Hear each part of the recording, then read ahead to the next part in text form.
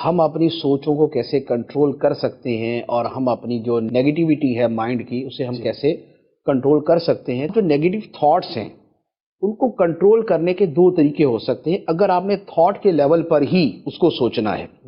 ویسے تو یہ ایک پورا ایک ٹاپک ہے کہ ہماری جو پریشانیاں ہوتی ہیں یا ہماری جو نیگیٹیوٹی ہوتی ہے یہ ریالٹی کے لیول پہ ہے، فیکٹ کے لیول پہ ہے یا صرف تھاٹ کے لیول پہ ہے. تو زیادہ تر تھاٹ کے لیول پہ ہوتی ہے، ریالٹی کے لیول پہ نہیں ہوتی.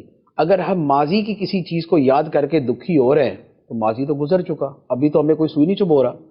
ٹھیک ہے، ہمیں کسی زمانے میں ہمارا کوئی دنیا سے چلا گیا تھا یا ہمیں کوئی چوٹ لگ گئی تھی تو وہ جب لگی تھی اور جب ہوا تھا تب ہوا تھا، ابھی تو کچھ نہیں ہو رہا. یا ہم مستقبل کے بارے میں سوچ کے پریشان ہو رہے ہوتے ہیں جو کہ ابھی ہوا ہی نہیں ہے، تو وہ بھی تھاٹ کے لیول پہ ہے، یہ بھی تھاٹ کے لیول پہ ہے. اور جو اس وقت ہم محسوس کر رہے ہیں اس میں بھی ہمیں یہ دیکھنا ہوتا ہے کہ جو میں سوچ رہا ہوں کیا ہر بندہ وہی سوچ رہا ہے. ایک ہوتی ہے ریالٹی کہ کسی کے تھپڑ ماریں گے تو اسے تکلیف ہوگی، اب وہ زید، عمر، بکر، خالد میں آپ جس کے بھی ماریں گے اسے تکلیف ہوگی. ایک یہ ہے کہ کوئی سمیل آئی، دوسرا بندہ آرام سے بیٹھا ہوگا، ٹھیک ہے یار ہوتی ہے کیا ہے اس میں، لیکن ایک کہہ رہا کہ کیوں آئی. تو یہ ابھی جو چیز پائی جا رہی ہے اس میں بھی یہ فرق ہوتا ہے کہ ریالٹی کے لیول پہ ہے یا تھاٹ کے لیول پہ.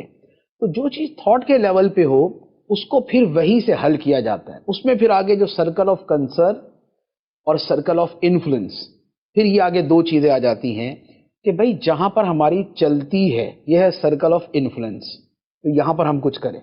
سرکل آف کنسرن وہ ہے جہاں ہماری چلنی نہیں ہے، وہ ہونا ہی ہے جو ہونا ہے، تو پھر وہاں پر صبر کرنا ہوتا ہے. تو ایک تو تھاٹ کے لیول پہ ہم یوں اپنے آپ کو سمجھا سکتے ہیں. دوسرا اس کے ساتھ وہی چیزیں ہیں تو میں نے باقی ساری عرض کی ہیں کہ اگر ہمارا توکل مضبوط ہے، ہمارا رب سے رابطہ جو ہے وہ مضبوط ہے، ہمارا دین کے ساتھ رابطہ مضبوط ہے، ہمیں کسی تکلیف یا کسی آزمائش کے بھی جو دینی پہلو اور اخروی پہلو ہیں ان پہ ہماری نظر ہے تو وہ تکلیف ہمارے لیے کم ہو جاتی ہے.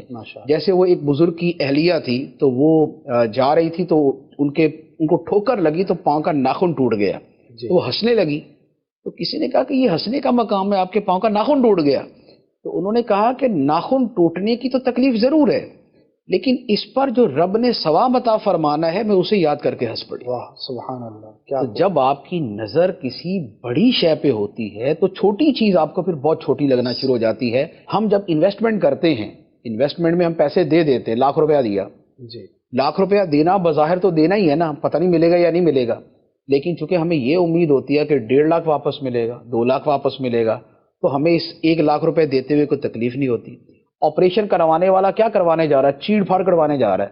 اس کا بدن کاٹیں گے، چھریاں اس میں گھسوئیں گے اور اس میں جناب چاقو چلائیں گے اور اس میں کینچی چلائیں گے، سب کچھ ہوگا، لیکن اس کو پتا کہ بھائی اس کے بعد مجھے شفا مل جائے گی، مستقل عذاب سے میری جان چھوٹ جائے گی. تو کیا ہے کہ اگر نتیجے پہ نظر ہو تو پھر یہ والی تکلیف اس کے لیے ہلکی ہو جاتی ہے. تو سوچ کو بیسیکلی سوچ کے ساتھ بدلا جاتا ہے، نیگیٹو کو پازیٹیو کے ساتھ بدلا جاتا ہے، یا اس کے نتائج و ثمرات کو دیکھا جاتا ہے، یا یہ دیکھا جاتا ہے کہ بھائی دنیا جنت میں تو رہ نہیں رہے، یہ کوئی تکلیف ہی نہیں آنی، کوئی پریشانی نہیں آنی، یہ جنت میں ہی ہوگا.